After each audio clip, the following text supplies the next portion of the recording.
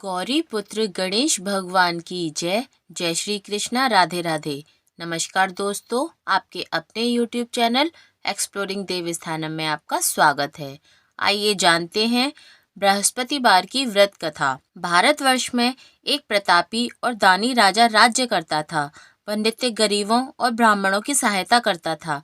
यह बात उसकी रानी को अच्छी नहीं लगती थी। वह न ही गरीबों को दान देती और न ही भगवान का पूजन करती थी और राजा को भी दान देने से मना करती थी। एक दिन राजा शिकार खेलने वन को गए हुए थे तो रानी महल में अकेली थी। उसी समय बृहस्पति देव साधु वेश में राजा के महल में भिक्षा लेने के लिए गए और भिक्षा मांगी। रानी ने भिक्षा देने से इनकार किया और कहा, हे साधु महाराज, मैं दान पुण्य से तंग आ गई हूँ। मेरा पति सारा धन लुटाते रहते हैं। मेरी इच्छा है कि हमारा धन नष्ट हो जाए, फिर न रहेगा बांस न बजेगी बांसुरी। साधु ने कहा, देवी तुम तो बड़ी विचित्र हो। धन संतान तो सभी चाहते हैं, पुत्र और लक्ष्मी तो पापी के घर भी होने चाहिए। यदि तुम्हारे पास अधिक धन है तो भूखों को भोजन दो, प्यासों के लिए प्याऊ बनवाओ, मुसाफिरों के लिए धर्मशालाएं खुलवाओ। जो निर्धन अपनी कुंवारी कन्याओं का विवाह नहीं कर सकते, उनका विवाह करा दो। ऐसे और कई काम हैं जिनके करने से तुम्हारा यश लोक परलोक में फैलेगा। परंतु रानी पर उपदेश का कोई प्रभाव न पड़ा। वह बोली, महाराज आप मुझे कुछ न समझाइए। मैं ऐसा धन नहीं चाहती जो हर जगह बांटती फिरूं। साधु ने उत्तर दिया, यदि तुम्हारी ऐसी इच्छा है तो तथास्तु। तुम ऐसा करना कि बृहस्पतिवार को घर लीपकर पीली मिट्टी से अपना सिर धोकर स्नान करना, भट्टी चढ़ाकर कपड़े धोना। ऐसा करने से आपका सारा धन नष्ट हो जाएगा। इतना कहकर वह साधु महाराज वहां से आलोप हो गए।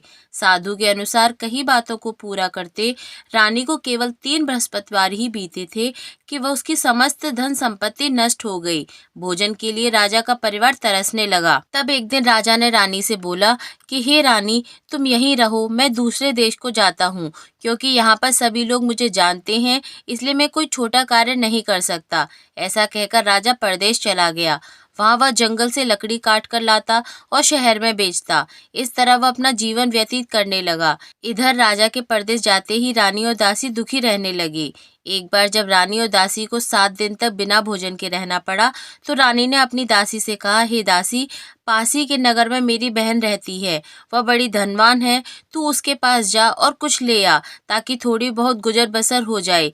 दासी रानी की बहन के पास गई। उस दिन गुरुवार था और रानी की बहन उस समय बृहस्पतिवार व्रत की कथा सुन रही थी।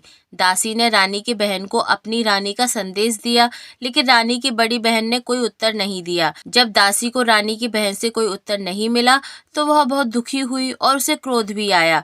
दासी ने वापस आकर रानी को सारी बात बता दी। सुनकर रानी ने अपने भाग्य को कोसा। उधर रानी की बहन ने सोचा, मेरी बहन की दासी आई थी परंतु मैं उससे नहीं बोली, इससे वह बहुत दुखी हुई होगी।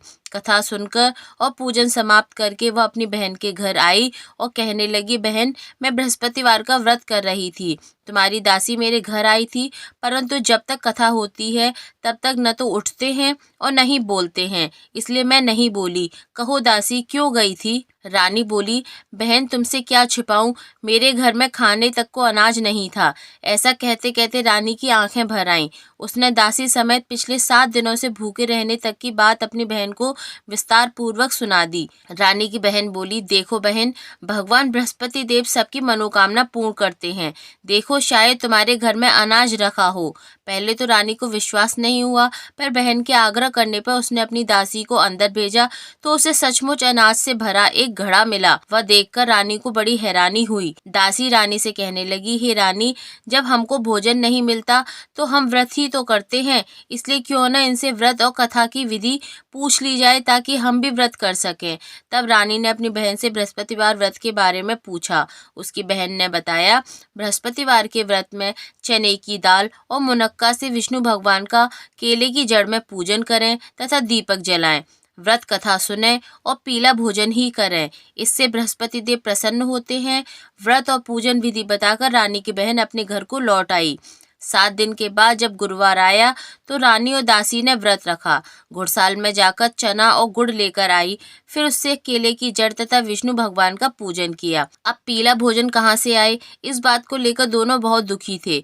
चूंकि उन्होंने व्रत रखा था, इसलिए बृहस्पति देव उनसे प्रसन्न थे। इसलिए वे एक साधारण व्यक्ति का रूप धारण कर 2 थालों में सुंदर पीला भोजन दासी को दे गए।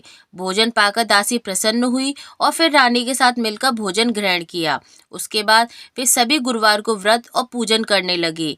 बृहस्पति देव भगवान की कृपा से उनके पास फिर से धन संपत्ति आ गई, परंतु रानी फिर से पहले की तरह आलस्य करने लगी। तब दासी बोली, देखो रानी, तुम पहले भी इस प्रकार आलस्य करती थी, तुम्हें धन रखने में कष्ट होता था।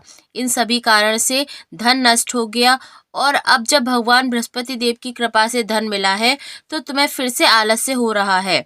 रानी को समझाते हुए दासी कहती है कि बड़ी मुसीबतों के बाद हमने यह धन पाया है, इसलिए हमें दान पुण्य करना चाहिए, भूखे मनुष्यों को भोजन कराना चाहिए और धन को शुभ कार्यों में खर्च करना चाहिए, जिससे तुम्हारे कुल का यश बढ़ेगा, स्वर्ग की प्राप्ति होगी और पितृ प्रसन्न होंगे। दासी की बात मानकर रानी अपना धन शुभ कार्यों में खर्च करने लगी, जिससे पूरे नगर में उसका यश फैलने लगा। हे बृहस्पति देव, जैसे आपने रानी पर कृपा करी, उसकी भूलों को क्षमा किया, वैसे ही आपकी कथा पढ़ने वाले, आप में विश्वास रखने वाले उन सभी पर अपनी कृपा बरसाइए और उनकी हुई गलतियों को क्षमा करिए। बोलिए भगवान बृहस्पति देव की जय।